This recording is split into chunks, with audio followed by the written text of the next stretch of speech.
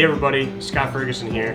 I was lucky enough to get out and do some hunting up on Mauna Kea, about an altitude around 8,500 feet, and Nye came with me. It was his first time going hunting. So it was a pretty awesome day. I didn't bring any of the camera gear with me. I did take some cell phone footage, and took a couple photos of our pig that we shot. So today we're gonna be breaking down some of those pieces of meat. We quartered out the pig in the field, skinned it down, and took the all four legs, the back strap, the tenderloins, the tongue, some of the neck meat, and that was pretty much it. We took the ribs as well. We'll make a pile of cube meat that we'll end up grinding into ground pork. So I'll show you that process today, and we'll also make some breakfast sausage.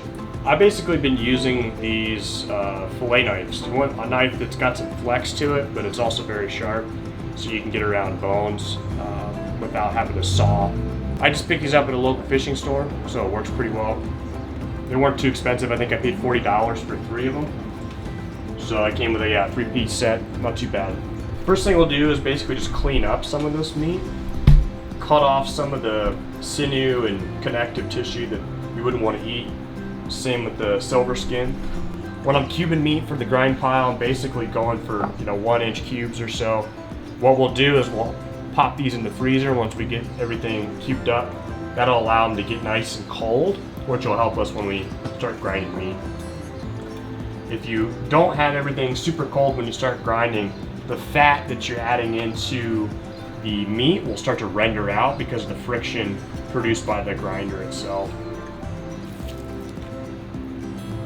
So this is all backstrap here. These are the muscles that just came right off of the pig. So basically the muscles that right off the spine of the pig. And these are the muscles that basically allow you to stay upright. Right? So there's 2 big muscles that are on either side of your spine. That's what these are. You can make pork chops with these. With a domesticated pig, they're usually a little bit bigger. This pig was probably about 60 pounds on the hoof, so nothing too major. Definitely much bigger pigs out there to take. But all we're going to do here again is just try to get some of this silver skin off that you see here and cube it up for a grind. The heart will cook up just like any other meat. It's just very rich. Typically recommend that you cook a heart from like an elk to like medium rare to rare. We can't do that with this animal because risk trichinosis and other parasites. So we're going to make sure we kill those off. So we'll chop this up. We could put it in a grind pile. That's usually where you're going to find hard tissue in ground beef that you buy at the store. There's going to be hard tissue in there. So people get like weirded out, like, "Oh, you're going to eat the heart," but the heart meat's actually really good. It's just another muscle, and you're probably already consuming it. You just don't know it.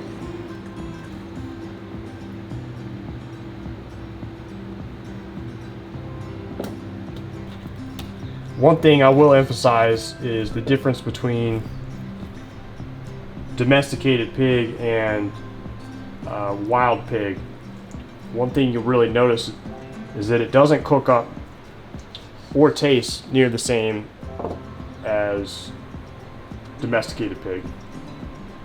And that's because wild pig are on their feet or on their hooves a lot more than a domesticated pig. And so they're moving a lot more, and over time, over generations, these pigs have adapted to be that way, right? So instead of a lot of light meat, which is fast twitch muscle, this is muscle, fast twitch muscle will be good for short bursts. They have adapted to have more slow twitch muscles than the domesticated pig would. So you get a lot more red meat or dark meat, right? The red meat is dark meat when you cook up an animal. The only difference is the myoglobin's just been cooked. So myoglobin is the way that oxygen is stored in the muscle tissue. Hemoglobin is how we transport that oxygen in the blood, and myoglobin will have make a muscle have a very red-like appearance, which you can see in some of those bits there. See how red that is? There's still some of that white meat where there's less myoglobin. Generally speaking, the pig is a fast twitch animal. It is designed to do short bursts, high speed, relative to something like an animal that'd be in the deer family. You look at venison, it's very dark red until you cook it. Right? Same with some varietals of beef where it's very red meat. These pigs tend to taste more like venison than they do a domestic pig. So I'll challenge you, if you haven't given them a try, give them a try. They're really good quality meat. As long as you take care of the meat when you make the kill, you get the meat off the carcass quickly. You keep it clean, as clean as you can. You get it on ice until you can get it into the fridge. You allow that meat to dry out. Don't let it sit in any sort of water in the cooler. And then again, try to get its processed within about 48 hours. This pig has been in the fridge for about 36 hours or so since we got back. And we leave it on the bone for the most part. The major cuts, which you see here, are still on the bone because that helps a lot with tenderizing the meat. The meat will go through a rigor phase, and it's best if the rigor phase, or the muscles go taut, occurs when that meat is on the bone. Steve Vernella and the Meat Eater Group just did a podcast where they talked to a meat scientist about why it's important to keep the meat on a bone when it goes through that rigor process, and why the rigor process is important. So I'll put links to that in the bio at the end of this video.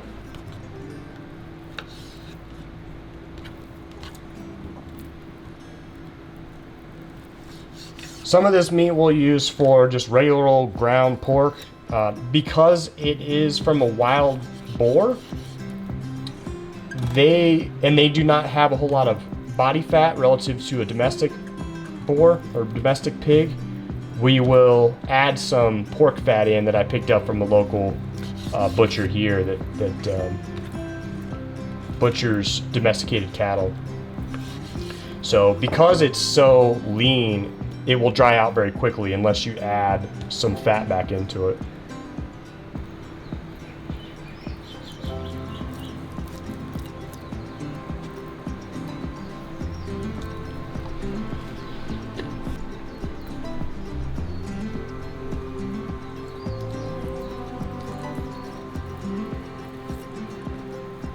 It's kind of like skinning a fish, filleting a fish out. You kind of have to watch it and get into the meat too quick, which I'm starting to do here. So there we are, Meat Mountain. We're ready to grind the meat up into our breakfast sausage, and also we'll have several pounds of just regular ground pork that acts just like store-bought ground beef. This is just silicone lubricant, food grade silicone. Keeps everything nice and lubed up, keeps friction down, keeps heat down when we start grinding.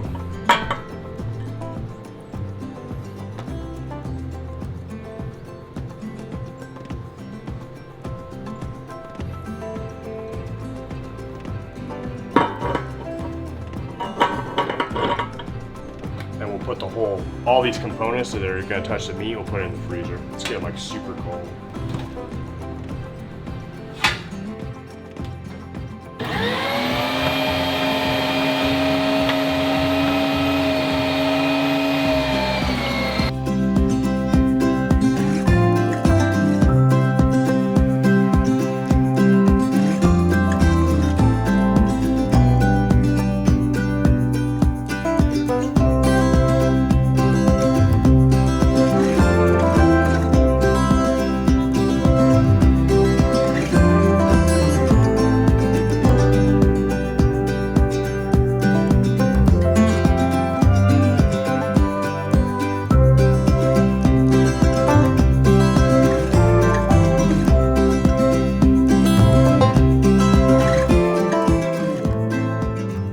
So all I'm doing now is weighing out 2 pounds. We decided to make 2 pounds of our breakfast sausage. So I'm weighing out 2 pounds now, and then we'll mix in our seasonings thoroughly, and then we'll go ahead and package them up in vacuum seal so we can huck them in the freezer for later. What do we got in here now, Ellie?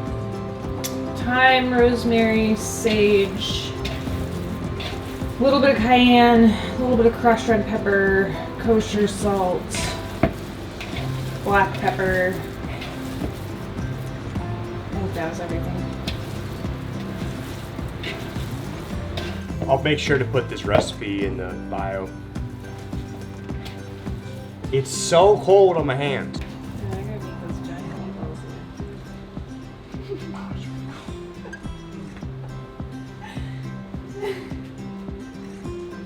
One thing you can do is make these individual patties, put them on a cookie sheet with some wax paper, and huck them in the freezer so they freeze like these medallion size patties, and then you can pull them off and vacuum seal those so they're convenient for you during the week.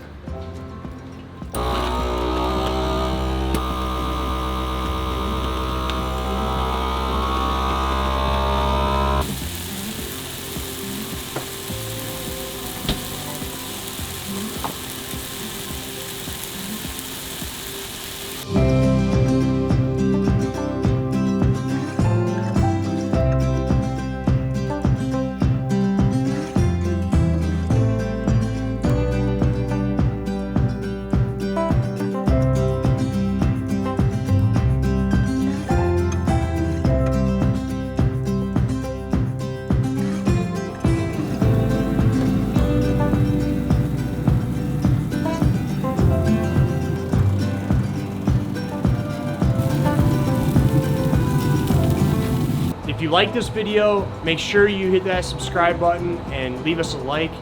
That really helps us out. It helps me build the channel. And so I gotta give a huge thanks to Justin over at Team Fish and Dive Hawaii for posting some of our videos on his Instagram page and giving us a shout out. So welcome to new subscribers that came via his recommendation. I'm really psyched to have you guys here, and we're looking forward to doing some more videos like this.